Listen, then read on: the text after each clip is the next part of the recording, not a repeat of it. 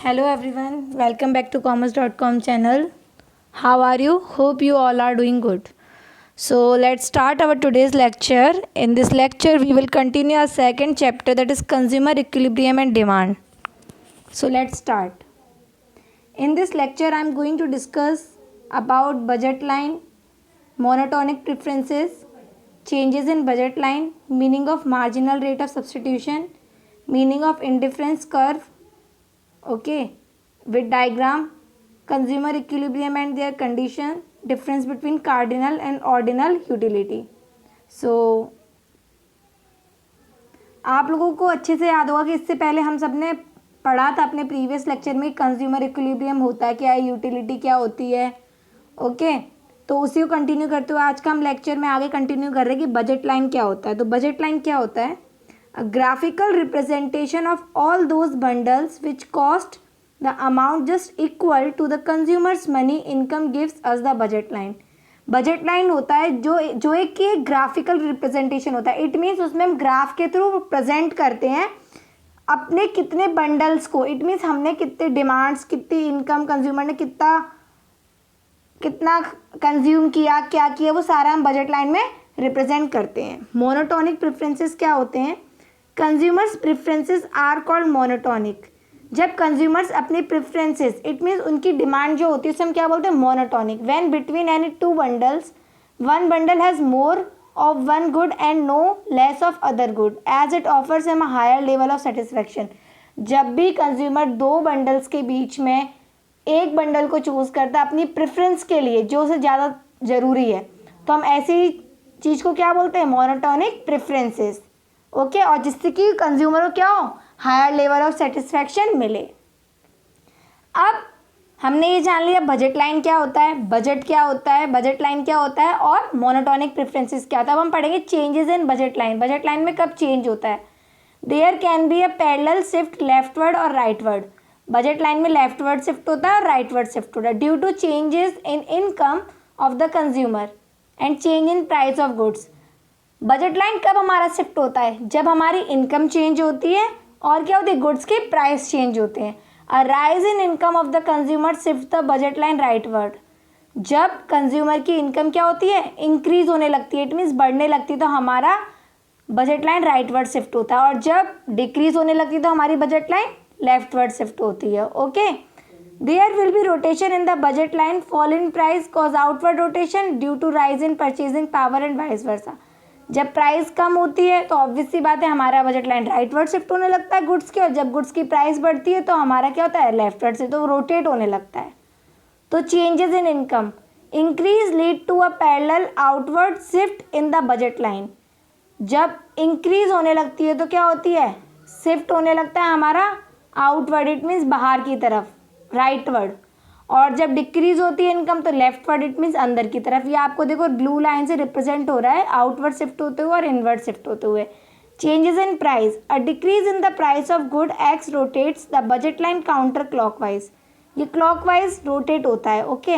And increase rotates budget line clockwise. ये भी जब इंक्रीज हो तो क्लॉकवाइज हमारा इंक्रीज होने लगता है। तो आई होप कि आप सबको ये समझ में आया कि बजट लाइन हमारा कब इनकम की वजह से कब राइटवर्ड शिफ्ट होता है, कब लेफ्टवर्ड शिफ्ट होता है, ओके। अब यहाँ पर मीनिंग है एमआरएस का। ये मैंने आपको अपने फर्स्ट चैप्टर में भी पढ़ाया था कि एमआरएस होता क्या, जब हमने पीपीसी कर्व के बारे में पढ़ा था। हम दोबारा इस चैप्टर में डिस्कस कर लेते हैं, ये टर्म बहुत इंपॉर्टेंट है अपने आप में। MRS stand for marginal rate of substitution. It is the rate at which a consumer is willing to substitute good y upon good x, one good to obtain one more unit of the other good. Generally it is the slope of indifference curve. MRS क्या होता है? IC curve का slope दिखाता है। इसका formula था loss of goods y upon gain of good x। It means एक good को परचेज करने के लिए दूसरे गुड को छोड़ देना, ओके। एक गुड को परचेज करने के लिए दूसरे गुड को छोड़ देना, तो उन दोनों के बीच के डिफरेंस को हम क्या बोलते हैं? एमआरएस। आईसी हमारा क्या होता है? Indifference curve is a curve showing different combination of two goods. ये क्या होता है? दो गुड्स का डिफरेंट कॉम्बिनेशन दिखाता है। Each combination offering the same level of satisfaction to the consumer. जो हर एक कॉम्बिनेशन, इट मीन्स जो गुड्स का कॉम्बिनेशन होता है वो कंज्यूमर्स के सेटिस्फेक्शन के लेवल को शो करता है। इंडिफरेंस कर्व के कैरेक्टरिस्टिक्स क्या होते हैं? IC curves are negatively sloped. IC curve क्या होते हैं? नेगेटिवली स्लोप्ड होते हैं। That is slope downward from left to right, left की से राइट की तरफ शिफ्ट होते हैं। Indifference curves are convex to the point of origin. ये कैसे होते हैं? शेप में कॉन्वेक्स होते हैं। It is due to diminishing marginal rate of substitution. ऐसा क्यों होता है? क्योंकि हमारा जो एमआरएस है वो क्या होता है? डिमिनिश होने लगता है, कम होने लगता है। आईसी कर्व नेवर टच और intersect each other. IC curve कभी भी एक दूसरे को इंटरसेक्ट नहीं करते हैं। 2 points on different IC can not give equal level of satisfaction. अगर हम किसी भी अलग 2 पॉइंट से आईसी कर्व को ड्रॉ करते हैं तो हमें इक्वल लेवल ऑफ सेटिस्फैक्शन कभी भी नहीं मिलता है। Higher IC curve represent higher level of satisfaction. जितना ज़्यादा हमारा आईसी कर्व हायर होता है उतनी ज़्यादा हमारा लेवल ऑफ सेटिस्फैक्शन शो होता है। मैं आपको बता दूं ये 3 मार्क्स में पूछा जाता है कि आईसी कर्व क्या होता है, इसके कैरेक्टरिस्टिक्स क्या होते हैं, तो आप इसे बहुत अच्छे से लर्न कर लीजिएगा। 4 है, आप इनमें से कोई भी 3 लर्न कर सकते हैं जो आपको ईजी लगे। अब कंज्यूमर इक्विलिब्रियम क्या है? A consumer is said to be in equilibrium when he maximize his satisfaction. मैंने आपको बताया इक्विलिब्रियम का मतलब होता है कि ऐसी पोजीशन जहाँ पर क्या हो, कंज्यूमर अपने आप को सेटिस्फाई कर ले, बोल दे हाँ इस स्टेज पे आके, इस स्टेज पे आके मैं अपने आप को, मैं पूरी तरह से इस गुड के साथ सेटिस्फैक्शन है मेरे को। ओके, तो इसमें बोला है consumer is said to be in equilibrium when he maximize satisfaction. जब उसका सेटिस्फैक्शन मैक्सिमम लेवल पे पहुंच जाता है तो हम उसे क्या बोलते हैं? Equilibrium. Given is money income and prices of 2 commodity. उसकी मनी इनकम और 2 कमोडिटी के बीच में जब वो बेस्ट चूज करके अपने आप को सेटिस्फाई कर लेता है, ऐसी पोजीशन को हम कंज्यूमर इक्विलिब्रियम बोलते हैं। He attains equilibrium at that point where the slope of IC is equal to the slope of budget line. जब हमारा आईसी कर्व का स्लोप और बजट लाइन का स्लोप जहाँ जाकर मैच होता है वहीं पे कंज्यूमर क्या होता है? सेटिस्फाई होता है। तो अभी मैंने आपको आईसी कर्व के बारे में बताया, तो आप वहाँ पर ये वाला डायग्राम बनाकर आ सकते हैं।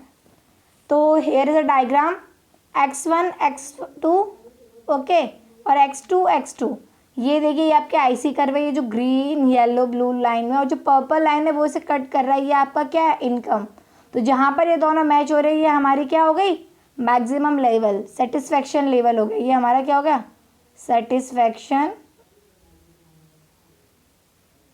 लेवल। ओके, अब कंज्यूमर इक्विलिब्रियम की 2 कंडीशन होती है। पहली होती है कार्डिनल अप्रोच। कार्डिनल अप्रोच को हम यूटिलिटी एनालिसिस भी बोल सकते हैं। According to this approach utility can be measured. Utils is the unit of utility. Okay, हम इसमें क्या होते हैं? यूटिलिटी को मेजर किस में करते हैं? Cardinal means in the form of rank numbers, sorry 1 2 3। Okay, in case of 1 commodity formula होता है MUX अपॉन PX। MUM को 1 मान लेंगे, MUX equals to PX। MUX हमारा हमेशा PX के इक्वल होता है। वेयर MUM क्या रिप्रेजेंट कर रहा है? Marginal utility of money.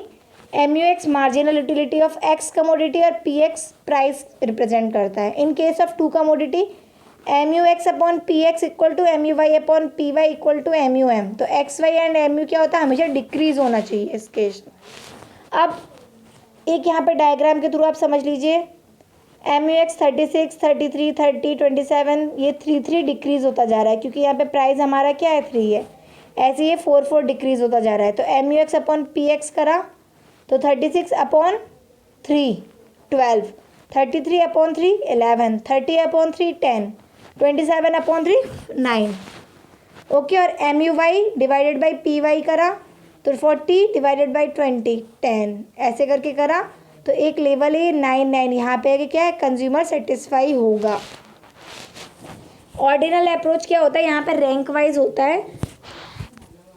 According to this channel utility can not be measured but can be expressed in order of ranking. Okay, यहाँ पे यूटिलिटी को हम मेजर नहीं कर सकते बट हम इसको एक्सप्रेस कर सकते हैं रैंक देके। Suppose first rank, second rank, third rank दे दी हमने। इसकी भी 2 कंडीशंस होती हैं। Budget line must be tangent to indifference curve. Budget line indifference curve को टच करनी चाहिए। MRS must be diminishing, MRS decrease होना चाहिए।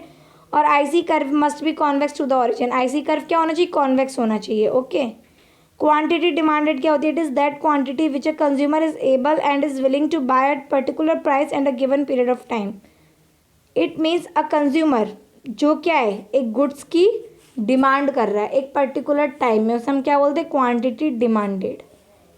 तो आपने अब समझ लिया कि कार्डिनल अप्रोच क्या होता है, ऑर्डिनल। अब हम इसे और बेटर तरीके से समझने के लिए इन दोनों का डिफरेंस कर लेते हैं। Okay, here is the difference cardinal and ordinal approach. It refers to the measurement. Cardinal approach को हम वन मेजर कर सकते हैं 1 2 3 की फॉर्म में, ऑर्डिनल को हम रैंकिंग के फॉर्म में कर सकते हैं। It refers to the measurement of utility in terms of psychological satisfaction और consuming one good in comparison to other. एक गुड्स के बदले दूसरे गुड को कंज्यूम करने में हम रैंक देते थे, first second. Okay, measurement of utility in terms of numbers as 1 2 3 etc। Concept इसका यही होता है कि कार्डिनल में 1 2 3 करके मेजर कर सकते हैं। अल्फ्रेड मार्शल ने कार्डिनल एनालिसिस दिया था और इसको हम यूटिलिटी एनालिसिस भी बोलते हैं। एग्जाम्पल क्या है इसका? A basket of oranges offers 10 unit to a consumer. एक ऑरेंज की बास्केट है, उसमें 10 ऑरेंज है कंज्यूमर के लिए। A pizza offers greater a satisfaction to consumer than a chapati. It means chapati से ज़्यादा पिज़्ज़ा खाकर कंज्यूमर क्या हो रहा है, सेटिस्फाई हो रहा है। तो ये हमारी क्या होगी, ऑर्डिनल यूटिलिटी। इसके आगे का हम अपने नेक्स्ट लेक्चर में कंटिन्यू करेंगे, जिसमें कि हम पढ़ेंगे डिमांड के बारे में, जो कि इस चैप्टर का सेकंड पार्ट है। ओके, फर्स्ट पार्ट था कंज्यूमर इक्विलिब्रियम और दूसरा है डिमांड। तो हमने कंज्यूमर इक्विलिब्रियम आज कंप्लीट कर लिया।